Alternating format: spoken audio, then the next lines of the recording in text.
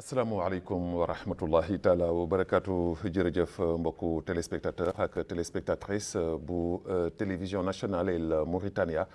mais également jërëjëf yéen ñi taamu seen émission xeltu di nu topp samedi bu jot su fukki waxtu ak benn jote ñuy ànd ak yéen ngir leen xeltul lépp loo xam ni dafay xew ci biir réew mi ak taxawaay bi nga xam ne tamit am nañ ko ci li nga xam ni moom mooy maanaam actualité comme ni mu leen koy waxee saa su nekk xeltu samedi bu jot actualité lañ leen di toppal ci lépp loo xam ni xew-xew la moo xam ci wàllu tàggat yaram la moo xam ci wàllu li nga xam ni moom mooy politique la moo xam ci lépp loo xam ne jëm na ci wàllu koom-koom ak lu aju ci lépp loo xam ne dafay indi ak yokkute ci biir réew mi ñu ci ànd ak yéen. tey ji nag ñu am ay gan yu rëy waaye balaa ñuy soobu ak sunu ay gan comme ni ñu koy defee saa su nekk du ñuy ànd ak waa régie comme d'habitude un geste Abdallahi Addahi nekk ak ñun réalisation Minatou Taqi ànd ak ñun la coordination comme d'habitude Tahman ànd ak ñun son Sidi Mohamed ak Moustapha Gaye ànd ak ñun Fatimitou Bilal nekk ak ñun fële ci wàllu communication cadrage Ahmed Tall ànd ak ñun ñu ànd ak Fatimitou Bilal mu jox nu sunu portrait maanaam sunu élément introduction ñu dem dellu soit ci plateau bi.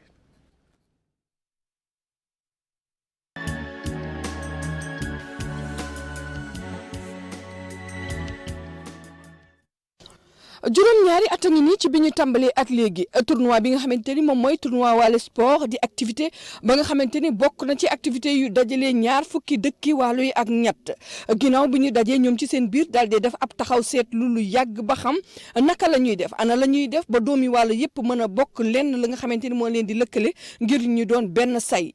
ñu ngi yëngu ci wàllu sport maanaam football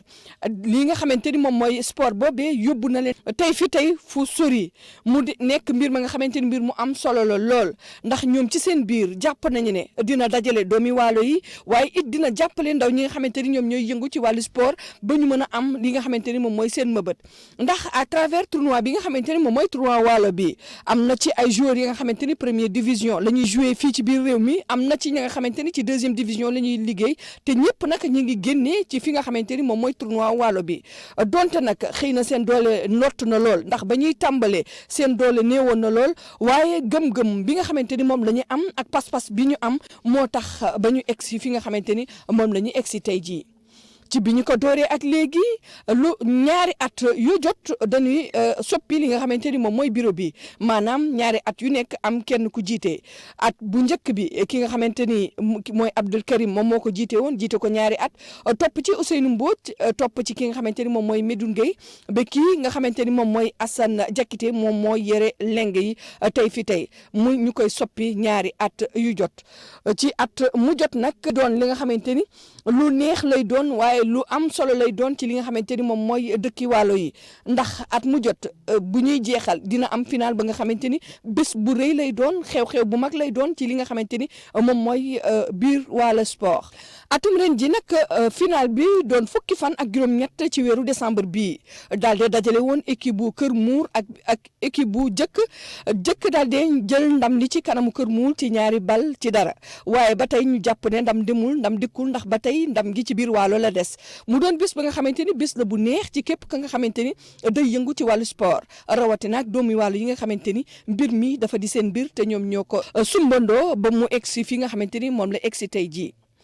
ba tey ci li nga xamante ni moom mooy xew-xewu rey ren jii ñi nga xamante ni jotoon nañ leen fa tàllal micro ñu wax ne mbégte lañ ci am ak bànneex donte nag li nga xamante ni moom mooy parrain bi ci seen doom yi la bokk ba tey maanaam ki nga xamante ni moom mooy Mamadou Babacar Diagne la ñu parrainé woon maanaam moom la ñu tuddee woon bés boobee ba tey mbir mi day des waalo ndax ndam lépp ak luñ ci mënti def ak fu waay mën a jóge ba tey ndam li ci waalo lay des waaye it Mamadou Diagne daal dee ñëw ànd ak ngàngooram ànd ak i ñoñam ànd ak ñi nga xamante xamante ni ñoom ñooy jege ñaaleem waaye daal di ànd ak coordination bu jeunesse UPR bu Waalo di ndaw Waalo yi nga xamante ni dañuy yëngu ci wàllu politique ñi nga xamante ni ñoom ñoo ko def ci bopp kuréel googee Mamadou Diagne ci boppam wax na ne mbégte la ci am ak bànneex ci li nga xamante ni moom mooy tuddee bi ñu ko tuddee bés boobee te képp ku taq ci moom tamit am na ci mbégte lool ndax bu doon ca feneen sax daf ciy bég rawatina ak mu di mbiru Waalo ba nga xamante ni doomi Waalo ñoom ñoo ko sanc ba mu egsi fii tey jii daal di ko jël daal di ko tuddee bés boobee. ci li nga xamante ni moom mooy ba tey ña fa teewe woon nee nañu gis nañu ne at mu jot mu daal di gën a neex waaye atum ren jii dafa jéggi dayoo ndax doon na la nga xamante ni bu ñu seetloo wala ñu def taxaw seetlu ca ba ñu dooree woon at yi nga xamante ni moom mooy at ñii ñu weesu yépp ci stade bu Melex la ñu koy def mu di mbir ma nga xamante ni képp kuy doomu Waalo war na ci gestu waaye it képp kuy doomu Waalo war na taxaw ba li nga xamante ni moom mooy tournoi Waalo sport bi daal di mën a dem ca kanam di fàttali ne Njaago ba gaani ñëpp a ngi bokk ci kuréel googee di nga xamante ni moom mooy kuréelu Waalo sport mu di mbir ma nga xamante ni ku nekk tey jii daf ko téye ne mbiru boppam ba mu egsi fii nga xamante ni moom la egsi tey jii ki nga xamante ni moom mooy Babacar Naam di jàmbaari xeltu moom mooy kii dalal waa Waalo sport ku ci mel ni njiit li di Assane Diakité ak ki nga xamante ni moom mooy Medoune Gueye nga xamante ni moom moo saytu lépp lu jëm ci wàllu koppar ngir ñu mën a waxtaanee fa ñu dooree ba fi ñu egsi fii tey.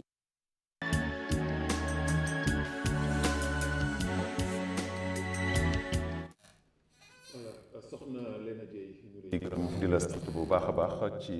ànd bi nga xam ne ànd nga ka ak ñun ci lii nga xam ni moom mooy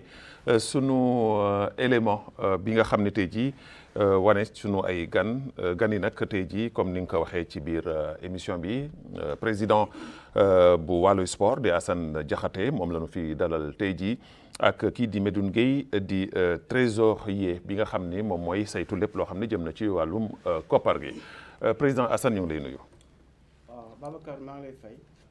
di rafetlu vraiment invitation bi di ci am mbégte te du ñun rek ñu fi ngeen invité c'est-à-dire que Waalo yëpp ngeen invité tey parce que ñoo leen recevoir tey donc di ñaan yàlla aussi li mu continuer di ñu ñëpp la te nuyu waa télévision aussi di leen jaajëfal bu baax di ñaan yàlla aussi seen liggéey yokku. amiin voilà ñu ñëw ci sunu ñaareelu invité mooy trésorier bi xam naa ni moom tey jii koppar bu bëri moom télévision daan ko am tey jii ndaxte trésorier bu ñëw ak ay kayitam yu bëri moom defe naa ni poos yi fees na dell sëñ Medoune ñoo ngi lay nuyu. waaw maa ngi lay fay di nuyu di gërëm sama réew premièrement ak sama dëkk ak Waalo vraiment. kayit yi nag bokk du kayitu koppar sax parce que koppar léegi kenn doon bu bare loo koy def ci kayit mais ñoo ngi rafetlu invitation bi jàpp ngeen ci quoi parce que comme boole ngeen suñu réew ñu bokk ci réew mi nuy def dara ngeen topp ko doon lañ ci jaajëfal bu baax. voilà ñu du soobu nag ci biir waxtaan wi nag tey jii dana xaw a yaatu lool ndaxte je pense bien que ni tey jii Waalo yëpp ñoo ngi leen di séntu ku def benn mbir ba mbir ma jeex daa def un bilan bilan boobu xëy na daa ngeen ko def ci seen wàll mais ci wàllum plateau de télévision daa ngeen leeral aussi tamit que lu bëri loo xam ni ñi bëgg nañ ko leeral ma commencé ko ak président nan ngeen dundee li nga xam ni moom mooy Waalo sport ak tournoi bi nu mu demee ren gis nañu ni am na complication bu bare ndax Covid 19 oblige nan ngeen ko dundee. waaw Babacar jërëjëf ci kaddu bi ci question bi c'est-à-dire que li may wax mooy dafa metti woon na quoi metti woon na parce que bu ñu commencé am nañu yaakaar vraiment que ni daan ci génn ci am bu mu gën a rafetee te fa la ñu mujj sax. mais ci diggante bi teq am fi ndax Covid bi donc muy indi gàllankoor bi nga xam ni guddal mbir bi nga xam ni waroon na jeex yàgg na te jeexul boo ñu nekkoon ci rek parce que duñu am benn équipe bu dynamique ba nga xam ni ku ci nekk tey yaa ngi taxaw ci sa place morom xaaroo kii ñëw pour nga def li mais ku ci nekk li nga war def ak li nga war def li kenn war def yëpp yaa ngi ko ëmb di ko def ngir mu réussir donc ci loolu lu ñu nekkoon booba léegi ça a été très difficile mais quand même alhamdulilah sant yàlla may nañu aussi soo bunul ci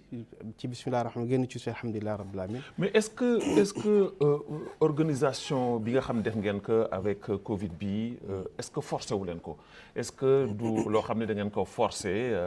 loolu moo indi jafe-jafe yi nga xam ne da ngeen ko jànkonteel. non forcé wuñ ko parce que du ñu commencé après Covid bi ñëw donc période bi ñu koy def yëpp dafay fekk ni du ñu am benn Covid day am c'est-à-dire Covid dafa am Covid bu demee ba nga xam ne bàyyi nañu nit yi autorisé nañu public bi pour ñu mën a def seen manifestation c'est en ce moment li ñu koy def seulement que temps bi mu jël mooy que bëggoon na ko enchaîner dans 2-3 mois mu jeex mais loolu mujjul am parce que Covid moo tax te dafa nekk beneen mbir ba nga xam ni mënoon nañu ko football sax terminé ko mais dafa am ni wàllu moo ko moom te équipe bu nekk dafa am public am public wàllu ñu soxla pour ñëw te public bi aussi dafa am lu muy dugal aussi ci biir te loolu dafa bokk li nga xam ne dafay dundal association bi donc mënuñoo loolu moo taxoon mu gudda ñu bëggoon préféré xaar bu ñu am temps ba nga xam libre na autorisé nañu lépp manifestation autorisé ko su ko defee ñu jël le temps qu'il faut préparer suñu parce que ça fait 3 mois léegi ñoo ngi préparé suñu final bi donc yàlla def ñu ñëw le 18 lépp sotti ci jàmm ñëpp kontaan te loolu ñu ci bëggoon. Très bien Medoune dégg nga li président wax maa ngi koy laaj ndax forcé wu leen ko mu ni forcé wu leen ko parce que xëy na commencé ngeen ko avant Covid bi mais à un moment donné affaire bi demoon na situation boo xam ne yàgg boo xam ni ñi seen xel jéndoon na si mais damay dellu si tout juste ci lii nga xam ni moom mooy wàllu sport parce que wàllu sport bi ñu ko dooree duñu gisoon ni sa njëlbeen ba équipe yi duñu bare woon am na équipe yu bëri yoo xam ne daan participer mais ñuy dem di gis ni équipe yi ñoo ngi gën di wàññeeku équipe yi dootuñu participer ñu ci war a participer bari na ay coow yu ci am bari na ay conflits yu ci am alors lan moo waral loolu. waaw Babacar question boobu moom bokk na ci question yi bëri lu ñuy posé wàññeeku équipe yi du ci commission bi parfois wàññeeku équipe bi ngi dépendre ci dëkk bi parce que équipe bu nga xam ne sa dëkk parewul pour bokk.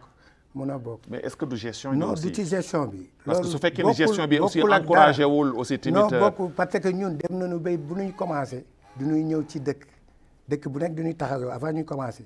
laaj la loo gis loo war yokk wala loo war dindi wala loo gis lu la neexul du seet duñ koy waxtaanee ñu dindi ko pour nga bokk du ci gestion bi gestion équipe yi bokkul yëpp mi ngi dépendre ci dëkk yi du ci gestion bokkul ak kii bi. bokkul ak dara. kooku xalaatu trésorier Medoune Gaye la mais est-ce que c'est mooy même avis boobu nga am yow moom la njaago bi daan bokk te bokkul moom la jawas bi daan bokk te bokkul moom la gaani bi daan bokk te bokkul wala keneen ak keneen ku bokk du te daawul xam nga bokk bi mi ngi dépendre ci équipe bi parce que tournoi Waalo kenn mënu ko tere kenn amul kuñ ko mën tere. une fois que yaa ngi dëkk ci Waalo am nga sa équipe pare nga pour bokk amul lenn lu la mën téye. mais su fekkee ne man li may bokk li sama xel daf ci dalul. non sa xel dalu ci lan ci domaine ban. parce que nit ci wàllu gestion. non gestion. est-ce que transparence boobu nga xam ni tey jii ñoom ñoo ngi koy séntu am na ci. non transparence tournoi Waalo transparence moo ci nekk lu jub moo ci nekk parce que kenn toogalu fi sa bopp ku fi toog Waalo moo la fi toogal ñun teganu fi suñu bopp ñun kenn amul ku fal sa bopp. ñoom ñoo ñu xool teg nu jiital nu ñu doxal mais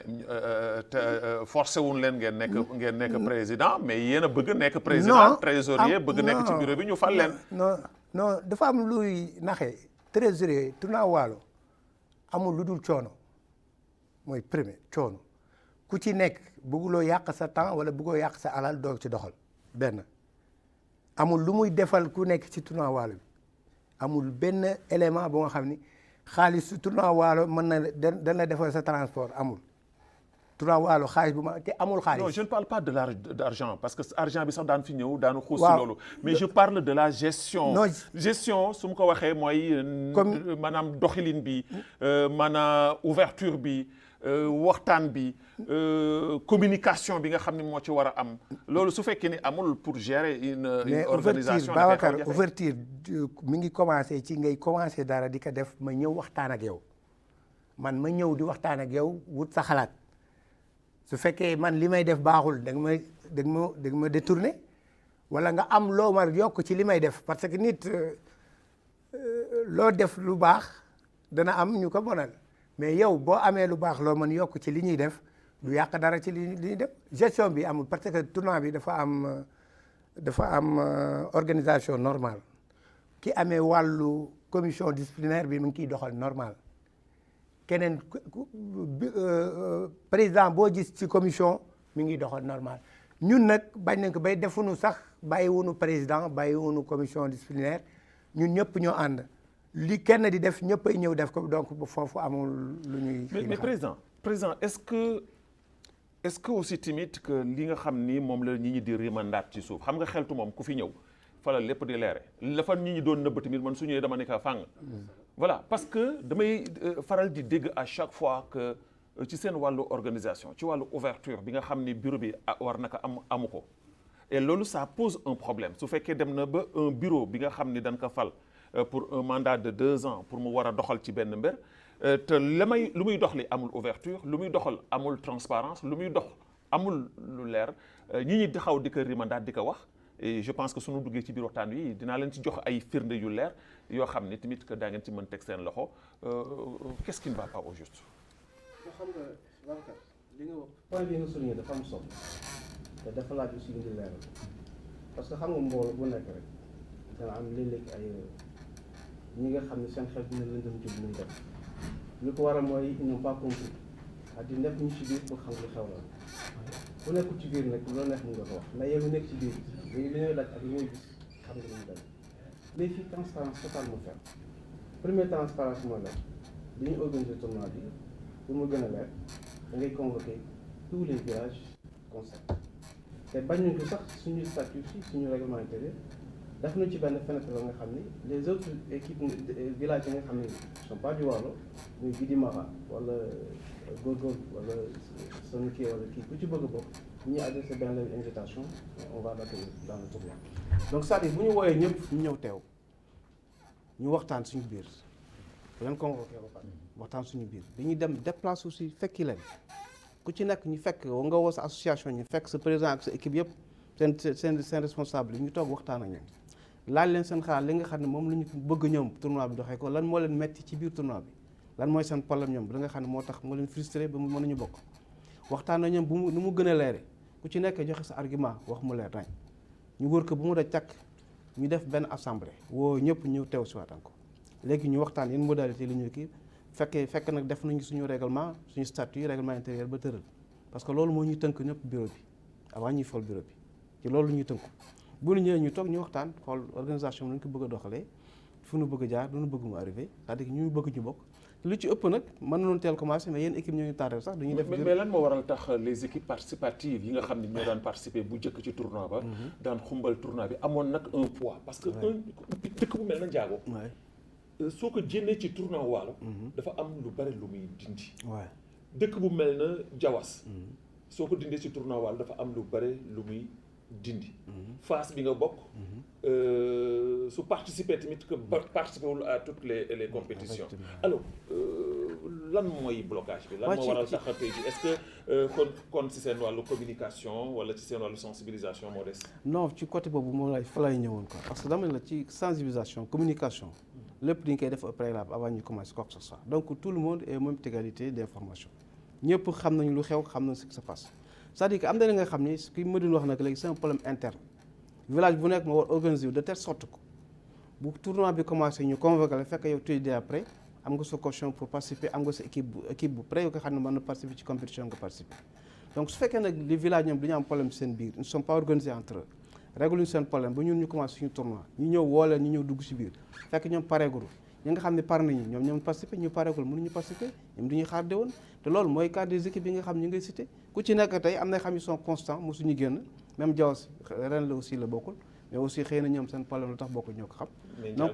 Njaago de même Njaago aussi Njaago de même parce que Njaago na gën a participer mooy 4e finale bi moo amoon stade olympique contre Jëkk donc boobu aussi kooku c'est un problème interne seen biir la parce que am na lu fa xew na fa suñu am na suñu règlement intérieur donc équipe bi suspendre nañ ko amande nañ ko mais ñoom aussi dal su nañu waxtaan ak ñun est-ce que tey jii quand vous parlez du Waalo wax Waalo pour boole doomu Waalo yi tournoi Waalo objectif bi da ngeen bëgg booleel doomu Waalo yi dooleel doomu Waalo yi ñëpp bokk ñëpp di demandoo est-ce que tey jii sanction su ngeen ko doon def sax parce que xëy na sax lépp loo mënti gis dafay am yoon dafay am ay règlement intérieur mais est-ce que sanction yooyu le du ngeen ko réviser xoolaat que pour mën a fexe ba di def li may wax chaque fois ni communication moo jiitu lépp pour mën a fexe ba ñëpp nekk ci même yoon mu bañ a am benn jafe-jafe ñi bañ a di disperser wu parce que tournoi boobu su fekkee ni dañ fa war a boole waalo mu dem bay diviser waalo dafay xaw doy waar te ñëpp xam na nu sport surtout nag sport dans le milieu du waalo bu di maxa dans le foot ay truc da ngay sentir que ni toujours dafay am benn tension buy am parce que ñi dañ koy jël ak dënd. Effectivement xam nga statut c'est-à-dire que lu nekk il faut ñu réglementer ko bien vrai que ñëpp noo ko bokk kenn ëppalu ci kenn ñëpp noo ko bokk mais ku ci nekk dafa am rôle bi nga xam da nga ko war a jouer par rapport à ça parce que intérêt bi mooy lan mooy que ni doomaanu waalo xamante duggante jàppante dégg nga développement bi am ci seen biir parce que tey am na ci vraiment ay avantage yu bëri nga xam ne tournoi bi tey gis nañ ko ci moom te yeneen équipe yi ñuy wax yi amul benn frustration ba nga xam ne jóge na ci organisation bi amul lépp lu jógee ci équipe la ci village lay jóge donc ñoom ñoo am seen problème personnel ñoom ñoo war a régler seen problème personnel pour ñu parce que fii képp ku ñëw ñëpp ci yem parce que lu ñu fiy dogal du man maa ko tëral mboolem yëpp ñoo ko tëral tekk ci suuf ku ci nekk ñu jox la sa feuille de route xam nga lu xew xam nga lu ñuy doxale donc soo demee ba war def li nga waroon def loo ko nga def sa xam bi aussi lépp li nga xam ne war nañu ko waxante yow fan bu jaar yow lañ fa jaar parce que du ñu bëgg mooy que ni ñëpp tegu ci yoon ñu ànd liggéey ñu réussir li nga xam ne moom la ñu bëgg parce que wàllu moo ñu soxal te donc ku nekk nag dafa war a xam ni fii sama devoir la fi am di ko def am sama wareef. mais est-ce que tey jii en tant que président de Waalo Sport gisoo ni dafa am régression au niveau du tournoi de Waalo. Effectivement régression bi amoon na parce que bu ñu commencé bees équipe daa mën ay 15 équipes ay 12 donc ainsi de suite muy régressé parce que am na 2 saisons yi nga xam ne pratiquement ay 7 équipes la ñu footballé 7 équipes. si 23 villages. ci 23 villages donc ren puis malgré tout ça démarche yu gars yi war def yëpp bureau yi fi jaar yi démarche yi ñu waroon def yëpp aussi def nañ ko par rapport à ça ñun bu ñu aussi de même parce que dama nañu calculer ba 10 équipes mais finalement jusqu'à la dernière minute benn désisté donc ñu joué à 9 équipes donc c'est-à-dire que d'une manière générale pour mu gën a leer du ci commission bi moo tax nit ñi expliqué amul benn frustration wala benn mauvaise gestion ba nga xam ni tax na nit ki moo tax mu reculer. Très bien mais c'est des problèmes internes nga xam ni il faut le régler. Il faut s'organiser pour Très bien. Mais Monsieur Medoune, vous avez dégagé votre responsabilité en tant que commission d'organisation. Que ni affaire bi du ci yéen ci maanaam village yi la pour la participation des équipes. Alors le nœud du problème suñu doon laal tey jii ñu ne fii suñu duut fii ni fii mooy problème bi fan lay doon. bon problème bi ci équipe bi dafa facile. équipe bu bokkul sax xam nga yow lan mooy problème bi équipe bu participé wul xam nga lan mooy sa problème damay jox rek exemple sama dëkk man Karmassène parce que Karmassène bu doon joué léegi équipe bi yëpp Karmassène lay jógee di ñëw fii le tournoi Waalo amul calendrier bu normal mën nga jóge Karmassène ñëw du footballoo tey da ngay delluwaat benn problème amul ci commission. équipe aussi beneen exemple ma jox la bu ndaw Jawas jël na ñaari yoon coupe bi moom moo bokkul li tax bokkul mooma mën na amul joueur te équipe bu Waalo ku préparé wul doo ci bokk soxla woo ci dem il faut nga préparer. mais préparation boobu laay wax mais préparation boobu est-ce que non mais mën na bañ nekk ci dëkk bi parce que su fekkee ni yéen da ngeen ñëw yéen commission d'organisation bi ngeen jël seen calendrier indi ko tegin boo xam ne aussi tamit que préparé wu leen que équipe bi préparé wul. mais équipe bi mënul participer il faut que aussi tamit que calendrier bi dëppoo ak équipe yi nga xam ne tey jii daanu mën a participer. non tournoi Waalo moom bu fekkee da nga bëgg a toog bay tournoi bi commencé rek ngay préparer donc soxlawul ngay parce que tournoi Waalo bi ku nekk xam na ni chaque année day am incha allah bu demoon bay di des 4 équipes surtout bu demoon bay nekk 4 équipes. mais su demee ba des 4 équipes ngeen bëgg ko forcer di ko organiser comme ni ngeen di organiser 7 équipes. ça veut dire que vous avez échoué. trésorier non ngi vous avez échoué da ngeen échoué il faut nga accepter que ni da ngeen échoué. ñun du ñuy sant yàlla parce que ñun xam ne ñun du ñu réussir. non réussite mënul am ci li nga xam ne da ngeen ko daan door ci 15 équipes ñëw tey jii ci 7 équipes ngeen ni da ngeen réussir président Medoune wala trésorier Medoune da ngeen échoué il faut ngeen nangu ne da ngeen échoué ngeen taxaw seetlu xool lan moo waral tax seen problème am. man Medoune man Medoune xam naa ni maa ngi fi ñeenti édition maa ngi fi mais man wóor na ma ni échec amul ci commission. kon yow loolu jàppee woo ko échec. kooku du échec parce que mënoo diri ku téye booy xëcc nit mais mu lan sës moo waral tax mënul participer te mu daan participer. ci moom la. nan la nekkee ci moom. moom mais su fekkee ne li muy fekk. yow li booy muy wut si football li muy wut si neexu ko. waaw may ma benn booy football. waaw sa équipe préparé wu amuloo joueur. doo football yi. am na ñu préparé ba football ñu am tiraillement seen biir ñoom waa dëkk bi am problème seen biir demuñu kooku ñun mënuñu ci dara loolu du suñu. mais président nga ni moom li mu wax lii mënu du échec. équipe daan dem 15 16 ngeen daan participer tournoi bi adduna bi yëpp di ko seet ngeen dem ba di def ay 7 mënu dem ba 4 su ngeen amoon 4 sax da ngeen def tournoi bi. non règlement bi moo ko joxe. même 2 sax mën nañu ko kon da ngeen échoué. non lu échoué. surtout échoué lan la. waaw parce que boo ma laajee ma wax la ko. aywa maa ngi lay dégg. parce que xam nga l'objectif mooy que ñu maintenir turu Waalo ci tournoi bi même buy ñaari équipe il faut ñu maintenir le nom su ko defee ñeneen ñi bëgg ñëw participer daañu participer ñu dolli si xam nga mbir bu ci ñëpp bokkee ngay commencé woo ñëpp ñu toog waxtaan ku ci nekk joxe sa xalaat soo demee ba bokkuloo rek ci yow la du ci bu ñu defee ne kenn yëgul la xëy na boobaa mën nga wax kenn yëguma mais bu ñu wooyee ñëpp a teew. nga dégg xam nañoo non en tant que commission en tant que bureau. non dama lay leeral lu gën a leer dama lay leeral loolu lu ñu mën a def parce que man dama lay jox un exemple très concret man bi may commencé j'étais entraîneur de Fass la deuxième année j'ai pris la coupe le football deuxième année dem quart de finale j'étais éliminé troisième année bi quatrième année bi man la ñu proposé un président mais le règlement bi ci biir. lu ñu ci def li moom mu permettre pour ma yore équipe bi nekk présent donc j'ai opté pour diriger sama équipe je suis parti may reprendre équipe bi di entraîner pendant presque un mois di préparer tournoi bi mais tournoi bi ma préparé pendant un mois aw ma effectif ba nga xam ne permettre ma man participer loolu moo waral année boobu participer wuñu quatrième année bi donc cas yu mel noonu moom la yeneen équipe bi am te il faut dire que équipe bi aussi am nañu si bari ñoo xam ne seen au niveau du village am nañ fa 5 wala 6 jours yoo xam ne chaque match dañ leen ñëw duñu war a ñëw 48 heures wala 24 heures avant le match te ñooñu di leen jël en charge seen aller retour lépp seen fay billet aller retour di nga ko jël en charge donc yëpp dafa fekk dafa nekk li nga xam ne dafa bokk ci tournoi bi di situation complexe pour les villages donc bu ñu amul ku leen soutenir ñoom seen bopp ils ne sont pas bien organisés entre eux donc dafay doon échec ci ñoom mais du ci ñu au niveau du tournoi parce que commission bi lu mu war def mooy def na ko communiquer yéegi waxal nit ñi waxtaan ak ñoom dem fekki leen indi lépp teg ñu commencé ku bëgg na nga ñëw ko am sa xaalis pare nga ñëw bokk mais football kenn du ko def footballeur moo koy def soo amul dirigeant sax soo amee joueurs yi nga xam ne ils sont prêts ils sont compétents su ñu am benn entraîneur booy mën couvrir mën nañu participer ci tournoi. mais dans votre règlement. ñi nga xam ni ñoom ñooy nekk ci équipe yi di football comme par exemple le Fass bi nga bokk. tey jii joueurs yi nga xam ni ñoom ñooy football foofu il faut que ñu bokk Fass ku bokkul Fass du football. oui parce que règlement bi effectivement c'est-à-dire que il faut nga bokk ci dëkk bi xam nga loolu bu ñu ko permettre mooy du ñu bëgg ci dëkk ci village yi ñu mën a développer l'équipe les jeunes. ñu participer leen ci football bi ñu mën a vraiment avancer ñu gëm ci am benn nit boo xam ne sax peut-être mën a nekk professionnel wala autre chose yooyu yëpp dafa bokk suñu objectif donc bu ñu ko yaataloon permettre étranger ñëpp ñu dugg ci donc bu nu nekk lu ñu bëgg suñu jeunes yi duñ ko am. mais est-ce que tey jii ci fi jamono toll. mondialisation ci wàllu football. gis nañu tey jii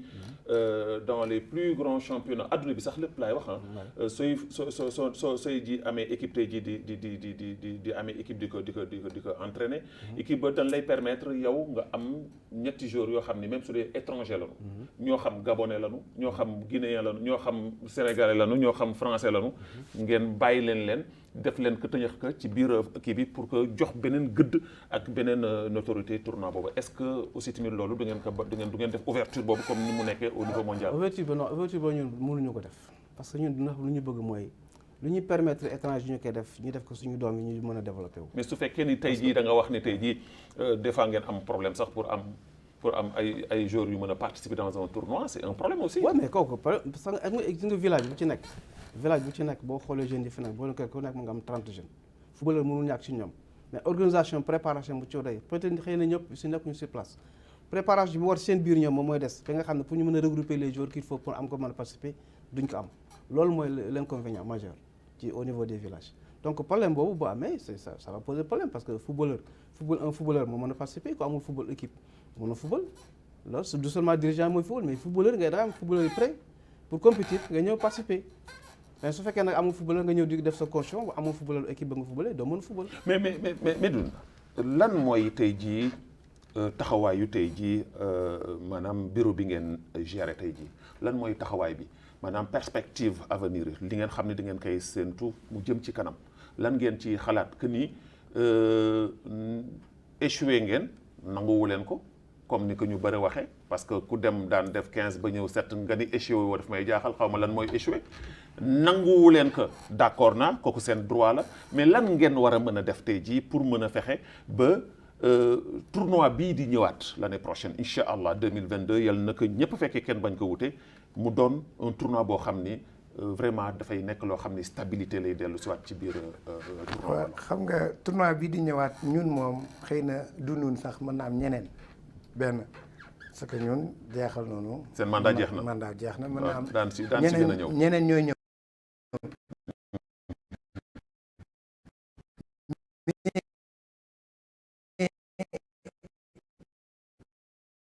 képp ku ñëw su fekkee yokku tuuti 0,5 ci li fi nekk day baax incha allah.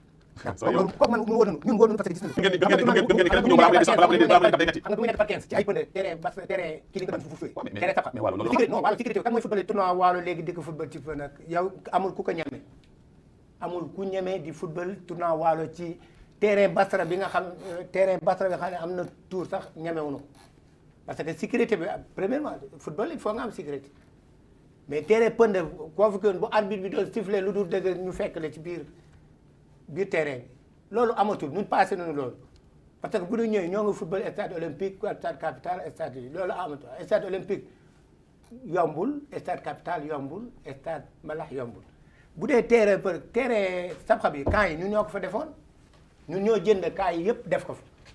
mais loolu xam nga boo ko amoon sa calendrier dafay normal chaque jour nga dem mais loolu moo amatul tournoi wala mënutoo ko football ci pënd yooyu mënul nekk képp ku ñëw ñun moom ñoo ngi sant yàlla bu baax sant yàlla ba xëy na defuñu lépp moom mënuñu ko def dana am ay manquement yoo xam ne mais ku ñëw képp ku ñëw incha allah soo yokkee tuuti ci li fi nekkoon cin bi neex.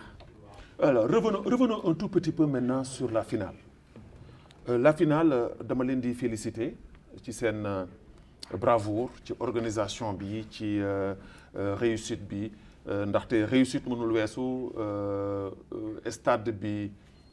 archicom fees dell wax dëgg yàlla waalo yëpp jënn mu nekk une grande fête amul incident amul benn jafe-jafe bi ci am mais balaa ñuy sax ñëw ci xuus si biir finale bi damay ñëw ci yenn jafe-jafe yi nga xam ne dafay faral di am nga dégg supporters yi di ko wax nga dégg yenn dirigeant dëkk yi di ko wax et d'ailleurs quand j'ai publié seen émission ak yéen dégg ngeen ko gis ngeen ko yéen ñëpp dans les réseaux sociaux am koo xam ni dafa ci yëkkati ay kàddu je cite son nom un certain Lemzo mu yëkkati ci kàddu wax ci di leen pointe du doigt di leen tuumaal comme quoi que ni dafa am loo xam ni jubul ci biir tournoi bi maanaam ci finale bi ndax dem na ba citer l'arbitre international mauritanien Babacar Sarr que ni dafa impliqué wu dans l'arbitrage loolu mu nekk loo xam ni lu catastrophe la su fekkee ni loolu lu catastrophique la su fekkee ni loolu c'est avéré. waaw xam nga nit buy wax yore micro di wax day wax rek mais Babacar Sarr ñun mooy suñu vice-président benn arbitre la mais arbitre yi xamul kan mooy arbitrer match benn premièrement match buy am moom du xam ku ko awee ñaareel ba Babacar Sarr même bu fekkoon ñëwul stade mën na toog këram bu dee waxanteeg arbitre mu waxanteeg mais du loolu football bi du arbitre fekk am na nit ñoo xam ne dañuy def seen bopp psychologiquement benn mbir parce que loolu commencé nañ ko wax avant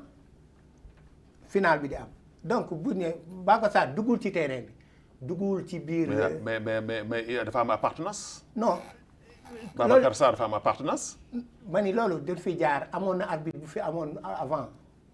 Babacar Sarr am na appartenance. dafa bokk jëkk. mais bu jëkk di finale. léegi nag Babacar Sarr moom il est influent avec ses amis arbitres. ñun du ñuy wax Babacar Sarr bu mu dugg ci terrain bi. non mënu leen ko tere mu léegi dugg lan terrain la ko mën tere lu ñu ko mën tere ni waxul ak arbitre gisuñu ko mu wax ak arbitre ñun lu ñu koy wax amuñu lu ñu koy wax gisuñu ko mu dugg ci arbitre gisuñu mu wax amuñu lu ñu koy wax. mais moom li mu wax li moom fan la ko teg. non sa xam nga dafa am ñun yenn détails yoo xam ne ñun bëgguñu ci dugg ñun duñu bëgg lu ñu jëmale kanam lu ñuy xool delloo nu lu rek bëgguñu dellu gannaaw du ñu bëgg ku ñuy wax nga wax nu yokkal nu ci lu ñu wax wala nga xalaat lu baax lu nga xam ne lii lu ñu ko yokkee ci li fi nekk day baax mais am na wax yi nga xam ne soxlawul nit di ko terrain bit joueur moo koy marqué du arbitre defu fa dara arbitre kenn influence ko dara parce que arbitre yi ñoom du ñu bëgg mel na Babacar Sarr du ñu bëgg nekk arbitre international arbitre bi ñun bu ñu indee 4 arbitres am seen superviseur jour boobu même président kiy joxe arbitre yi dafa ñëw ki nga xam ne moo ñuy envoyé arbitre yi dafa ñëw kooku arbitre bi di wut succès di xool Babacar loolu amul loolu wax la rek bu nga xam ne xëy na gagné moom défaite neexul défaite moom moo neexee défaite nag bu neexee yu bare dana génn. dana génn président am na beneen téléspectateur bu xeltu boo xam ne tamit que souligner dina dara parce que moom wàllu la day suivre émission bi aussi mais dafa am question boo xam dafa ma ko tëjëxal ni ma naa leen ko jox. parce que dafa ni da ngeen politiser yéen li nga xam ni moom mooy tournoi Waalo. da ngeen ko politiser. et d'ailleurs la finale loolu moo waral tax ni tey jii ngeen jël un politicien jeune politicien tuddee ko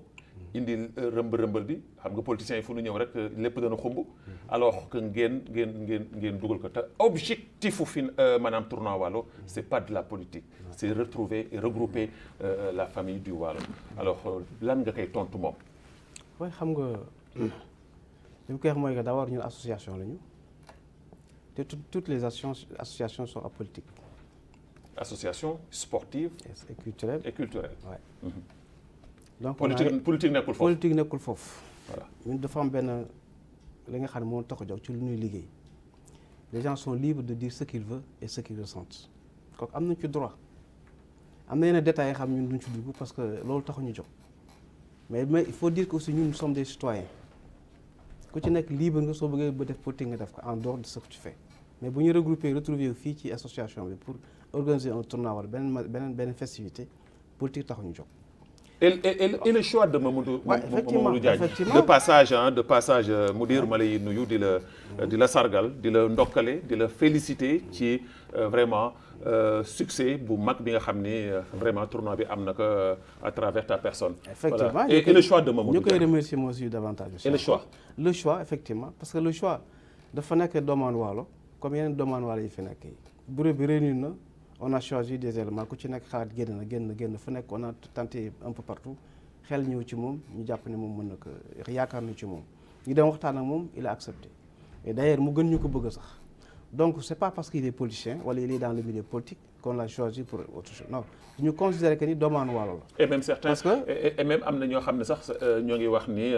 réussite moom bi mu am en tant que jeune politique depuis bi tournoi Waalo ba léegi masul am. c'est vrai mën ngeen ko. effectivement parce que c'est du nouveau parce que ñun du ñu ñëw bëri bu bees bi c'est dafa composé pratiquement des jeunes te lu ñu bëggoon mooy ñu apporter des changements apporter du nouveau donc bokk na aussi ba nga xam ne parrains bu njëkk ay parrains yi ñu jël ay mag ñoom Madine ñoom.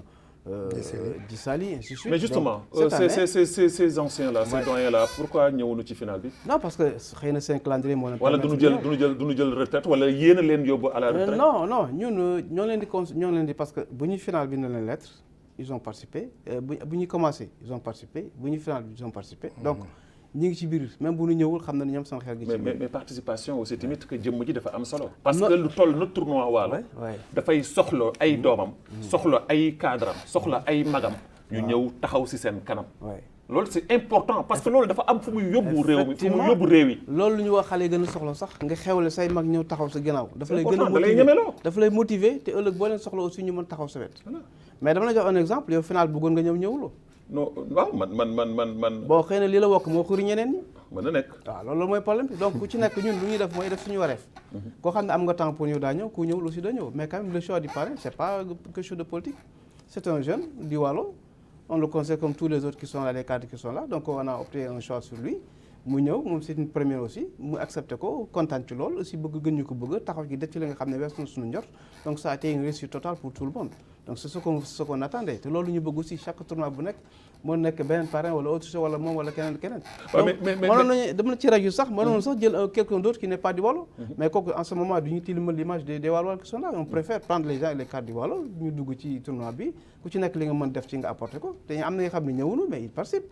parce que bu ñuy xewlee les communications les téléphones faciliter yenn tâches yi. ainsi de suite mais présence moo ëpp solo. ba présence moom la ñu gën a bëgg. voilà parce que man sama cas damay justifié wu lu tax ñëwuma parce que man su ma ñëwoon xëy na li ngeen bëgg ci man du ngeen ko am. effectivement voilà loolu moo tax man ñëwuma. d'accord mais ñeneen ñi aussi bu ñu ñëwoon. waaw bu ñu ñëwoon boo leen laajoon daal la expliquer pourquoi ñoom ñëwuñu. voilà on ne peut pas être à leur place. voilà donc ça c'est bien mais président wala trésorier Medoune parce que man dama tàmm président bi voilà donc parce que man yaay sama président voilà donc mais man dama am loo xam ni bëggoon naa ñu ñëw ci tuuti ñu ñëw ci mooy vous avez tey jii jeexal ngeen li nga xam ni mooy saison bi léegi da nga ma junj léegi ni ma seen mandat dafa jeex mandat bi jeex da ngeen war a kon dem ay élections alors tey jii seen objectif tey jii yéen bureau bi fi nekk bi mooy lan da ngeen di joxe lenge yi dem bàyyi keneen ku mën noddu ñëw noddu wala da ngeen di xam ni tey jii peut-être que am nga li ngeen commencé jeexagul da ngeen ko war a continuer su ngeen ko bàyyi mën na am lu mu yàq ngeen des continuer ko lan mooy seen xalaat. xam nga mandat bu jeex moom jeex na parce que nit bu tegul boppam boo jeexalee da ngay teg ñun lu nu war nu def ko avant ñuy jeexal duñ koy topp parce que avant muy jeex wala nañu def bilan bu ñu defee bilan ñu def assemblée générale boobu. ñoom ñoo xam lu ñuy ñun moomatuñu dara. ñun moom léegi du ñuy jébbale. da ngeen di jébbale xaar nag li si nekk si kanam. xaar nu ñu xaar parce que du ñuy bëgg rek tournoi Waalo ñun même ku fi nekk di doxal du lay bëgg amuñu. xam nga même su ngeen joxee lenge yi yéen ngi ci gannaaw. bien sûr duñ koy bëgg mënuñu bañ xale yi foo nu bañ même ku nu fi nekkulee ku fi nekk duñ koy jàppale. bu dee lu nu man lu nga xam ne ñun xam nañ ko wala yoon woo xam ni doon mënu xamul yoon wu koy jaar ñu jaarale ak. waaw mais président final bi man de dama gis final bi. final Waalo ma ni mais Waalo yi léegi teg nañu der de. waaw Waalo léegi dañuy joxe ay médailles. waaw de xam nga nit da ngay avancer looloo tax man la ku ñëw boo yokkaatee tuuti rek day gën rafet parce que final bi amul ku ni neexul. non neex ñun suñu bopp ñun suñu bopp parce que lu tax ñun la neex na du ñu préparer lu yàgg am nañu 1 mois di stressé parce que fu ñu demee bay plan xam nga foo demee bay commencé mu am problème mu yàqu am na ñoo xam ne diñu yaakaar ñun avant bi final bi taxawee wax nu leen pare nañu pour final sans parrain nag surtout ci mbiru parrain boobu xamuñu sax ndax daan am parrain wala parce que parrain bi tout dernièrement luñ ko xalaat réunion bu ndaw luñ ko xalaat ñu wax ko mu d'accord ci bëgg ka si taxaw ci bu baax ñu ne mais mbiru politique xam na nag mbiru politicien bu nekk ci dara rek nit ñi daañ ci xiili xaala mais parrain mën na nekk ku nekk mën na nekk n'importe qui. mais président quand on dit tournoi Waalo c'est le Waalo mais tey jii su fekkee ni tey jii tournoi Waalo depuis première édition ba 7e édition Nouakchott lañ koy defee. ça veut dire que Nouakchott mooy Carrefour Waalo.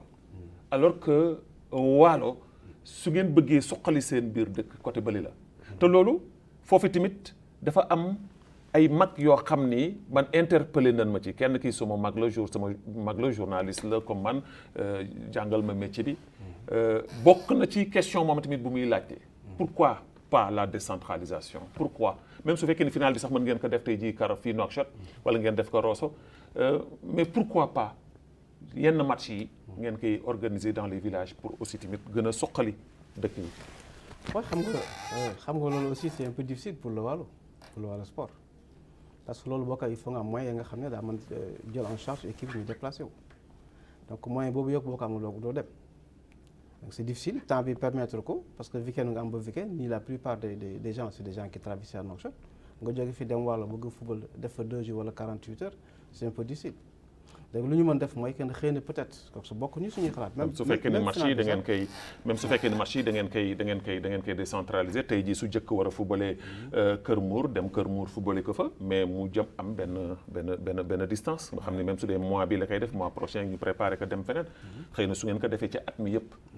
loolu dana mën a nekk. non loolu mënul nekk kooku wàllu mënu ko organiser. il faut sincèrement mënu ko te man ak keneen ku mënti ñëw mënu ko organiser. ndax lan mënu leen ko organiser lenn la ñu mën def lenn mën nañu ko def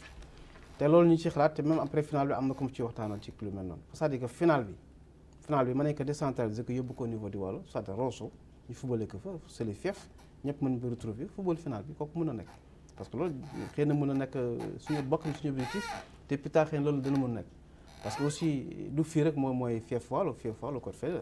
mais nag fii ñi fi retrouver ci doomu Waalo yi bari na te ñu bari fii nag fi ñuy liggéey donc ñu si bari aussi temps boobu ñu am di déplacer dem ak del si te amuñu ko te mooy amuñu ko su fekkoon ñun jël en charge su fekkoon ñun ñu amoon moyen bi mën jël en charge kon équipe yëpp daañu participer. mais moyen nan ngeen koy amee. parce que tey jii su fekkee di wàllu sport da ngeen xalaat ci poosu Mouhamed Mbodj wala xalaat ci poosu Babacar Naam wala poosu X wala Y loolu du leen indil koom-koom bi ngeen bëgg am mais dafa war a am perspective dafa war a am benn projet d'avenir boo xam ne da ngeen ko war a teg pour mën ci di liggéey di ci am xaalis. oui effectivement loolu yëpp calcul ñu ko xalaat nañ ko mais boo commencé fu nekk dafa fi ngay commencé ba fi nga egg fi nga bëgg a jëm. yéen a ngi bëgg yàgg parce que non mais c'est 7 ans non juróom-ñaari at 7 ans yàggul. yàgg na. non 7 ans yàgg na ku ci waroon def réaliser dara réaliser xam dara. nga lu ci am solo mooy booy débuter rek la am difficulté ngay jànkonte mais lu ci am solo mooy finalité bi nga réussir ci li nga xam ne moom nga bëgg te ci loolu la ñuy viser ñun parce que bu doon suñu sago tey parce que ñun bu ñu commencé daañu def suñu budget lancé ko ci lépp nga xam ne ñuy fekk comme cadre jox leen ñu lire ku ci mën a participer donc du ñuy commencé parce que le football mi ngi fii mën nañu def le basket mën nañu def athlétisme mën nañu def handball tout ça mën na fa nekk parce que association sportive culturelle donc ça enveloppe tout mais pour le moment yooyu yëpp mënoo ci soobu tant que yow taxawaloo ficelé woo ba équipe wàllu sport bi football bi taxaw normal nga mën a indi yeneen branche nga xam ne daa ci mën boole. très bien trésorier da nga indi ay kayit. non damay kayit trésorier dama bëgg nga wax ma xaalis bi nekk ci kees gi lan moo nekk ci seen kees gi. waaw yaa ngi laaj nga lu am solo xaalis bi nekk ci kees bi nga wax parce que xaalis bi dafa bare ah. xam nga ne xaalis bi bare na lool xam nga xaalis nga wax. naa la jox benn remarque tournoi Waalo bi mu commencé ak léegi mosul dajale 500 000 du complet bu taxaw. après événement yëpp. ah non tournoi Waalo lii moo koy commencé mooy engagement ak licence. non mais man. mais engagement am na ak licence am na. mais yooyu yëpp am na mais dama bëgg nga wax ma xaalis bi. mais xaalis bi wax ma xaalis xanaa doo ma indi sa kayit yi yëpp te doo ma kii sama liggéey la. waaw du d'accord kayitu Waalo sa waay même su fekkee du kayitu Waalo dama bëgg nga wax ma xaalis bi laa bëgg wax ma lan moo nekk ci kees bi. tournoi Waalo keesam ren moom alhamdulilah mooy tane na par rapport ak. kees am na xaalis rek. amul dara wax ma ñaata si nekk ñoom seen bopp kuy joué Waalo. wax ma ñaata si nekk. defal nànk ma wax la rek nànk may ma rek tournoi Waalo amul dara xëy na ren am na changement par rapport ak at yii di ñëw ren bi may commencé ren 58000 liggéey moo nekk ci kees gi 58000 ci ku nga xam ne war nga dépenser 2,300,000 ci premier tour. 2,300,000. 300,000 moom ngeen di dépenser premier tour. premier tour deuxième tour bi. non premier tour ba final. ba final. final rek moo ci dul bokk. moo dul bokk. final fu mu ñëwee lu mu dee di nga dépenser 700 ou 750,000. maximum 800 ça veut dire que mu nekk 3 millions. 3 millions. waaw kon ñun jàmbaar lañu. yéen a ko waxal seen bopp de. ñun Babacar moo ko wax. xam nga nit mooy xam boppam balaa lay def sama ñun ñoo xam. suñu bopp jàmbaar moom nekk jàmbaar Babacar naam taxaw ni man jàmbaar laa neex na lool. non jàmbaar lañu man waxuma ñun laa wax. waaw yéen ay wax jàmbaar ñun bu tax ma wax la jàmbaar lañu. ñun gaa ñi de wax nu jàmbaar non bu ko kenn waxulee dana am fukk yu wax xëy na da nga déglu ñu waxul loolu rek mais ñiy wax bu fekkoon micro trottoir nga da nga déglu ñu wax parce que ñun ñi fi nekk ñun du ñuy liggéey pour Waalo liggéey luñ suñu bopp temps bi ngay def ci football bi man géej laay liggéey mu dem jaay ñaari kees am na ñoo xam ne dañuy yàq seen bureau ñëw liggéey mais uniquement pour defar leen Waalo amul xaalis. mais ça vous le faites pour votre. non benn la benn village vous le faites pour seen patrie. waaw di nga nag benn la tournoi Waalo képp ku ko bëgg boo nangoo ñàkk sa temps ñàkk sa alal di nga réussir mais Waalo amul lu muy defal président amul lu muy defal Médoune amul lu muy defal. kon da nga ni comme yi fi jàlloon dafa xawoon tane. non ren la tane bii ren waaw dafa xawoon mais bii dafa tane. waaw comme bii tane na. waaw bii lan moo nekk ci kees gi. bii kees gi non fii kees gi moom li ci nekk moom parce que calculer gu ma ko yëpp mënu ma la ko wax xamaguma ndax il faut ma def bilan. mais xayma ko. non mënu ma ko xayma il faut ma def bilan. il faut ma def bilan bu soog am lay wax. parce que bëgguma la. gars yi du nu garaaw quoi soo leen laajee xaalis rek xaalis moom du ñuy wax. xaalis xam nga tournoi Waalo Babacar. tournoi Waalo képp kuy joué war nga xam lu ci nekk parce que benn ñun bu ñuy football 60% recette bi équipe yi ñoo ko moom. 60%. 60% yi. 40% yi ñun ñoo ko moom mais les dépenses yi ñuy dépensé moo jéggi day tournoi Waalo ñaar la bu ci ñëpp jàppee lu da koy gën jëmbaal rek mais pour mbiru xaalis amul xaalis final bi par rapport parce que tournoi boo nga xam ne xoolal boo xoolee stade yi rek da nga fay stade yi bu moins de 1,5 million stade 1,4 million. voilà justement ci stade yooyu sax lay ñëw mais stade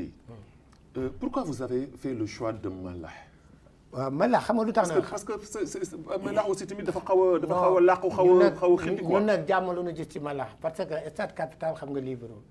stade olympique libéraux ñaareel ba dafa cher boo nga xam ni doo ñëw stade olympique boo koy jël même banque ngay fayee du nit ngay yor maanaam loolu attanuñu ko te Mbalax suñu calendrier bi day normal. ñoo ngi gërëm encore directeur stade Mbalax bi ndax daf ñuy faciliter lu bare ci lu ne. Mbalax xam nga joué nañu tournoi ba final am na benn problème stade capital dafa chargé stade olympique la même chose mais Mbalax léegi ñëpp xam nañu ko avant dafa amoon problème mais léegi ñëpp xam nañu stade Mbalax boo jógee 5e jëm Mbalax comme nga jógee 5e jëm stade. defal ngeen leen promotion quoi. mais président. émission bi mi ngi jeex ñoo ngi may def signe que ni jeex na mais dama bëggoon nga dellu siwaatal ma tuuti ci lenn loo xam ni dafa am solo parce que mooy li jëm ci maanaam perspective d'avenir yi li ngeen xam ni yéen a ngi koy xalaat jëmale ko ci tournoi bii di ñëw incha allah mais dama bëggoon ngeen dellu si ma tuuti ci li nga xam ne mooy commission disciplinaire boobu. lan ngeen war a mën a def tey jii ak nan ngeen war a mën a taxawee ba fexe ba lépp li ngeen xamoon ni di ngeen sanctionné woon wala ñoo xam ne da ngeen koy teg ci suuf ngeen defaat ci beneen nouvelle base pour mën a fexe ba récupérer waat ñëpp bokkaat tournoi wala 23 villages yëpp di bokk ba même li nga wax léegi jéggaani ay dëkk yoo xam ni Fuuta la wala village lañ ngeen bokk ñu bokk ci pour mu nekk loo xam ni dafay nekk tournoi bu ubbeeku ci ñëpp quoi. waaw mais problème boobu kooku réglé na bu yàgg parce que ça fait 4 ans léegi pratiquement. njaagu bi jëkk bi c'était le même cas ñëw nañu seen dirigeant ñëw nañu waxtaan nañu ñu allégir les sanctions defaraat suñu diggante ñu participer mais xam nga ko xam ne pare nga yow tu es disponible pare nga daa mën participer. ouverture bi pour les autres communautés. les autres communautés. oui pour la Soninké yooyu parce que xëy na peut-être ñoom information peut-être jotaguñ ko mais suñu texte ñu lu ñu bind loolu la quoi c'est-à-dire que ñoom ku ci xam ne bëgg nga participer benn village mën nga indi sa équipe. nga annoncé ñu bindal ñu su ko defee ñu répondre par écrit ñu nga ñëw participer comme tout le monde c'est-à-dire qu'on se considère comme vraiment citoyen du Mauritanie parce que c'est ouvert pour toute la Mauritanie donc tous les jeunes de la Mauritanie ils font partie. alors l'émission tire à sa fin tey su ma la doon waroon laaj dara te ma fàtte woon ko te laajuma ko nga bëggoon ko ci tëñax ci benn minute lan lay doon. waaw d'accord c'est-à-dire que dama lay bëggoon rappeler rek parce que tournoi bi mu commencé léegi cette édition la. te baax na aussi ñoo xam yan équipe ñoo ci jot a jël tournoi bi. parce que Boye moo ko njëkk a jël. Fass mooy 2e 3e bi Breng la 4e bi Jëkk. 5e ak 6e Jawas. moo doublé. ren mu jur participer. ren aussi Jëkk 2 fois donc Jëkk jël na 2 fois Jawas jël na 2 fois. donc loolu li mu ci wax mooy loolu rek te wax toujours ci li nga waxoon ci posé woon ci question bi parce que ñun suñu bilan bi. defaguñu réunion bi il faut ñuy réunion ñun suñu entre le bureau présenter suñu bilan def assemblée générale indi ñuy présenter suñu bilan en ce moment nag bu ñu génnee mën nañu wax suñu bilan la ñu amal. lan ngeen amoon alors lan ngay tàggoo. li may tàggoo mooy di gërëm demande wàllu yëpp d'abord ñëpp ñi nga xam ne si taxaw nañu ci tournoi bi parce que tournoi wàllu tournoi Mauritanie la donc ñëpp ngi ci biir di gërëm le parrain aussi di ko ñaan yàlla aussi njortoom weesu fi nga xam ne te taxaw na ci te di remercier la télévision mauritanienne aussi yow sa taxawaay surtout yow si émission bi nga xam ne yaa ngi ci taxaw di ko liggéey di remercier ñëpp ñi nga àndal aussi te di rafetlu vraiment liggéey bi ngay def yaa ngi koy def ko. merci beaucoup monsieur le président monsieur Medoune looy tàggoo. wallaay maa ngi gërëm ñëpp di sant yàlla bu nu yàlla àggalee fii si di la gërëm yow bu baax ci li nga taxaw ci noonu di gërëm télévision bi di gërëm si bëgg suñu réew suñu dëkk aussi bëgg sama bureau ñaanal leen jàmm yàlla na bureau buy ñëw yàlla def mu nekk jàmm ak salaam. mën na nekkaat mën na bañ nekk nu ne. voilà c'est ça mën na bañ nekk yéen tamit. voilà donc merci beaucoup président Assane Diakhaté di lay gërëm di la sant di la féliciter ci liggéey bu mucc ay bi nga xam ne def ngeen ko ci tournoi Waalo ndax liggéey bi moom wax dëgg yàlla ku jeex rek daa gis que ni def ngeen lu am solo te ñu leen ci jaajëfal lu baax ndax nit ki su la xam ne da nga fa waroon nekk su la fa nit taxawalee defal la ko da nga ko war a gërëm sant ko kon ñu ngi lay gërëm bu baax ci taxawaay bi ci jiite bi nga xam ne jiite nga ko wàllu sport di jiite aussi sama doomu ndey Medoune Gaye des fois suñu bokkee ci plateau nag gaa ñi du ñuy wax ni est-ce que ñaari ñi ay xarit la waaye nag bon c'est comme ça Babacar naa moom xeltu amul xarita di gërëm di sant ñëpp nag di gërëm bu baax waa EGEST Abdallahi Adahi réalisation Minatou Taqi coordination le grand Ahman son Sidi Mohamed Moustapha Gaye Fatimitou Bilal nekk fële ca commutation di gërëm Ahmed Tall ci cadrage bi assistance tey jii ci wàllu liggéey bi Mouhamed Mbodj moo àndoon ak ñun gërëm bu baax sant soxna Leena Dieye ci ànd bi muy ànd ak ñun ci portrait yi leen jox di maanaam rendez-vous le samedi prochain ci beneen kàngam ci réew mi yal na yàlla jàmm ci biir mi wasalaamaaleykum wa rahmatullahi taala wa barakaatu.